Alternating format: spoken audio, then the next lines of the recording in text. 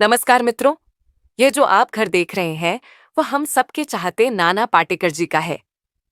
जी हाँ दोस्तों, ये घर नाना पाटेकर का है। इसमें नाना पाटेकर की रहते हैं अपने परिवार के साथ। नाना पाटेकर का घर मुंबई के अंधेरी में 304 शीतल अपना घर सोसाइटी समर्थ नगर में स्थित है। ये घर 750 वर्ग फुट का है और इसकी अनुमानित कीमत 3 करोड़ रुपए है। ऐसी दुनिया में जहां स्टारडम विलासिता का पर्याय है, नाना पाटेकर ने अपनी प्रामाणिकता को अपने हाथ में कसकर पकड़ रखा है।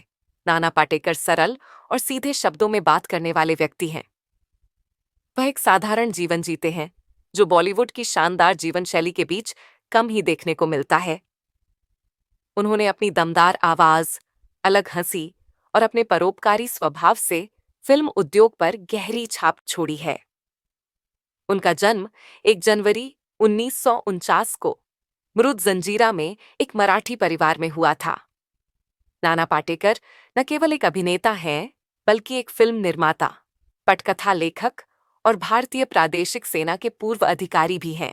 वह एक उदार और सरल व्यक्ति भी हैं, जो फिल्म सेट पर और उसके बाहर कड़ी मेहनत करते हैं।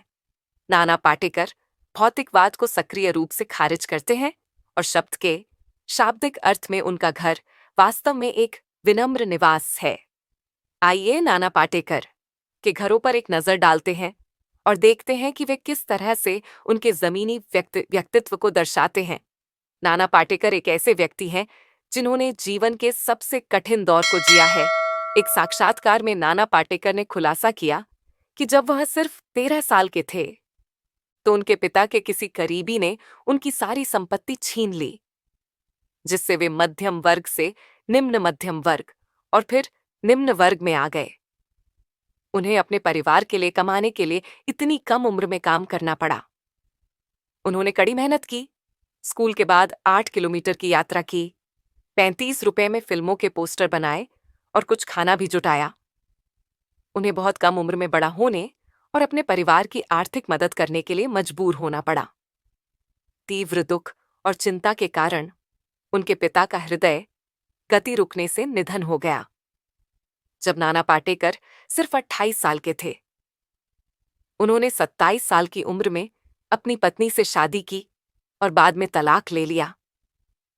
उन्होंने अपने 2 साल के बेटे को भी कई स्वास्थ्य समस्याओं के कारण खो दिया। नाना पाटेकर अपनी मां के साथ एक बीएच के अपार्टमेंट में रहते थे जब तक कि उनकी मां का निधन नहीं हो गया। अब वह अकेले रहते हैं। नाना पाटेकर राख से उठे और अपने दृढ़ संकल्प और कड़ी मेहनत के दम पर अपना नाम बनाया। आज भी अपनी सफलता के बावजूद नाना पाटेकर अपेक्षाकृत सामान्य जीवन जीते हैं। उन्होंने अपने साक्षात्कारों में उल्लेख किया है कि उनके पास जो कुछ है वह उनके लिए पर्याप्त है और उन्हें किसी और चीज की आवश्यकता नहीं है। जीवन ने नाना पाटेकर को बहुत कुछ सिखाया है। नाना पाटेकर एक परोपकारी व्यक्ति भी हैं और धर्मार्थ योगदान भी करते हैं। वह अपनी कमाई का एक हिस्सा विभिन्न धर्मार्थ संगठनों को समर्थन देने के लिए समर्पित करते हैं। नाना पाटेकर की फिल्म इंडस्ट्री में सफलता और जीवन। नाना पाटेकर को हमेशा से ही अभिनय का शौक था, जो उनके पिता की वजह से सालों बाद परवान चढ़ा, जिन्हें नाटक बहुत पसंद थे। दोस्तों, आपने अभी तक हमारे YouTube चैनल को सब्सक्राइब नहीं किया तो वीडियो को लाइक और हमारे YouTube चैनल माय मेमोरी इसको सब्सक्राइब करना ना भूले। और उन्होंने नाना को भी नाटक देखने के लिए प्रोत्साहित किया।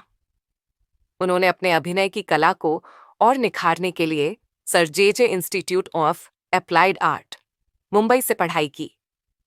नाना पाटेकर एक प्रसिद्ध अभिनेता हैं जिन्होंने फिल्म उद्योग में अपनी छाप छोड़ी है। वह अपनी हंसी और अपनी गहरी आवाज के लिए मशहूर हैं। अराजक खलनायक और शांतचित्त नायक दोनों के रूप में उनकी भूमिकाएं सभी को पसंद हैं। वह सर्वश्रेष्ठ अभिनेता, सर्वश्रेष्ठ सहायक अभिनेता और सर्वश्रेष्ठ खलनायक श्रेणियों में फिल्म फेयर पुरस्कार जीतने वाले एकमात्र अभिनेता हैं।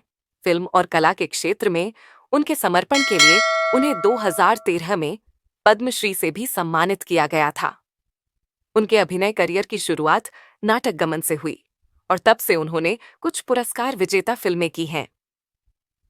नाना पाटेकर ने अपने अभिनय के लिए 3 राष्ट्रीय फिल्म पुरस्कार, 4 फिल्म फेयर पुरस्कार और 2 फिल्म फेयर मराठी पुरस्कार जैसे कई पुरस्कार जीते हैं। दोस्तों, मिलेंगे फिर नई जानकारी के साथ। तब तक अपना ख्याल रखना।